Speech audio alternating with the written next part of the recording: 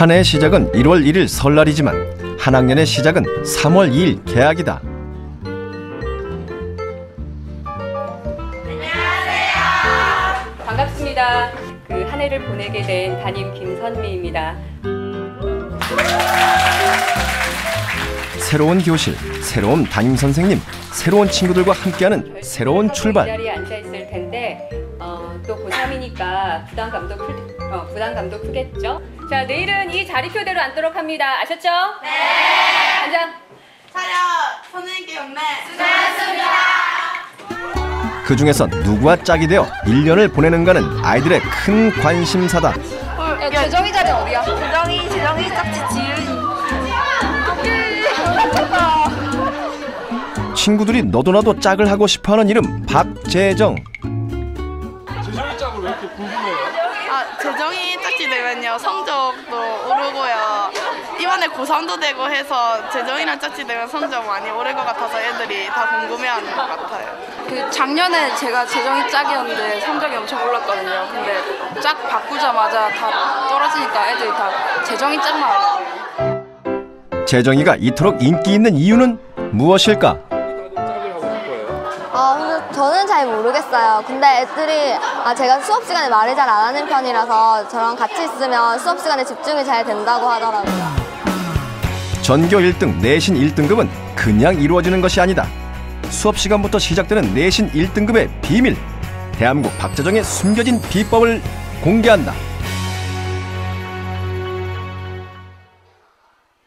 법을 제정하는 거 입법이다 하죠. 입법에 대한 그러한 권한이 제일 중요하다. 새학년이 시작됐지만 분주한 마음도 잠시. 고등학교 3학년 교실은 수업이 한창이다. 올 한 해 분발해서 원하는 대학에 진학하고 싶다. 모두들 굳은 각오로 진지하게 수업에 임하고 있다.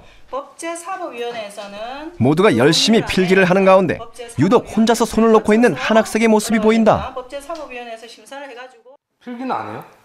저는 원래 수업 시간에는 필기를 잘 안 하는 편이에요. 수업 시간에 선생님이 하셨던 말씀에 더 집중하면서 하나하나 기억하려고 애쓰는 편이에요. 그럼 수업 내용은 어떻게 기억해요?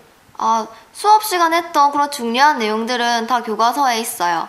오늘 선생님께서 헌법 개정안에 몇 명이 발의를 해야 하는지 그리고 최종적으로 어떻게 결정이 되는지에 대해서 설명을 해주셨는데요.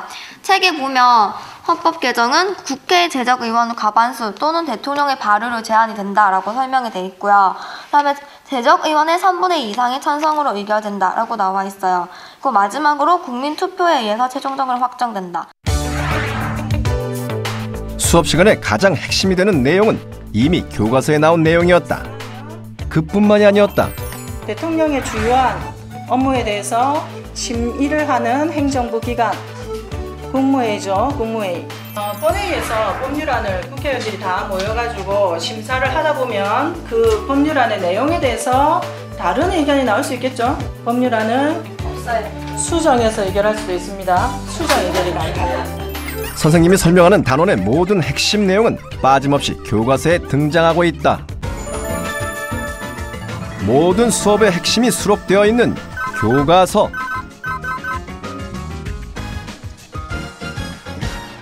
그렇다면 교과서만 가지고 내신 1등급을 받을 수 있을까? 네, 그렇습니다. 교과서만 제대로 공부한다면 내신에서는 충분히 1등급을 받을 수 있습니다. 선생님들이 일단 가르칠 때 교과서를 가장 기본으로 하고 가르치게 되고 그리고 문제를 낼 때도 교과서를 제일 기본으로 해가지고 교과서 개념을 응용한 문제를 주로 내게 됩니다. 교과서를 중심으로 해서 수업 들은 내용만 충분히 열심히 공부한다면 내신은 얼마든지 1등급 받을 수 있습니다. 내신 출제 제1단계 시험 범위를 결정한다. 이때 시험 범위는 교과서의 단원에 따라 결정된다. 2단계 각 단원에 따른 학습 목표와 핵심 개념을 살핀다. 3단계 강의록과 부교재에서 참고할 만한 내용을 고른다. 4단계 검토한 내용을 가지고 본격적인 문제 출제에 들어간다. 마지막 5단계 출제한 시험 문제가 교과서의 범위를 벗어난 내용이 아닌지 확인, 수정에 들어간다.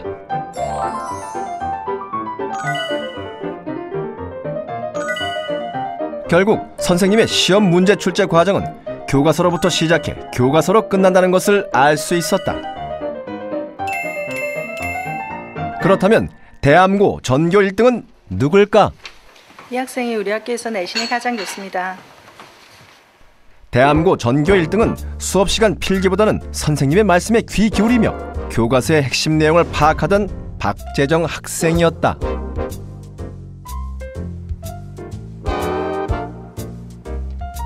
재정이는 교과서를 가지고 어떻게 공부하는지 설명을 부탁했다. 본격적인 공부에 앞서 재정이가 펼치는 곳이 있었다. 저 같은 경우에는 책을 읽을 때 항상 목차나 차례를 먼저 읽는데 그렇게 하면 글의 구조에 대한 파악을 더 빨리 할 수 있어요. 그리고 파악도 할 수 있고 그 흐름을 더 잘 쉽게 알 수 있거든요. 그래서 저는 항상 차례를 먼저 읽는 편이에요. 차례를 읽고 난 뒤 살펴보는 것은 소단원의 제목. 소단원에서 어떤 내용을 다루는지 알기 위해서다. 본격적인 내용 읽기에 들어가서는 제일 먼저 문단의 주제를 파악한다.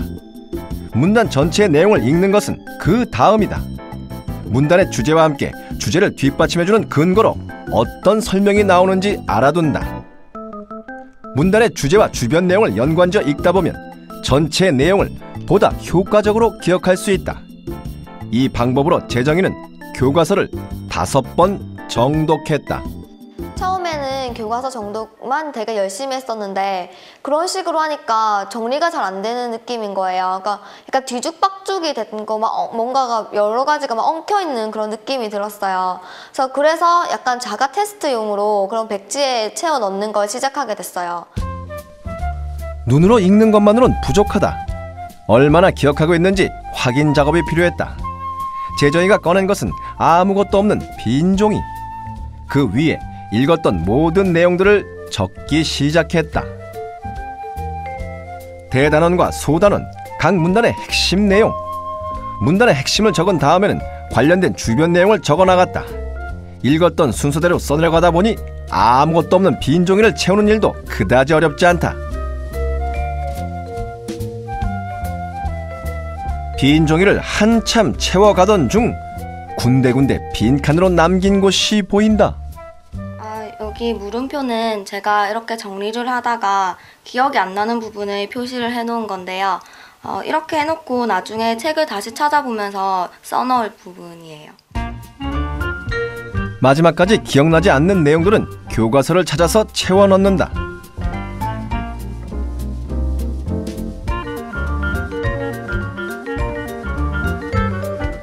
빠뜨린 부분을 찾아보고 직접 손으로 써보는 과정이 또 하나의 공부가 된다.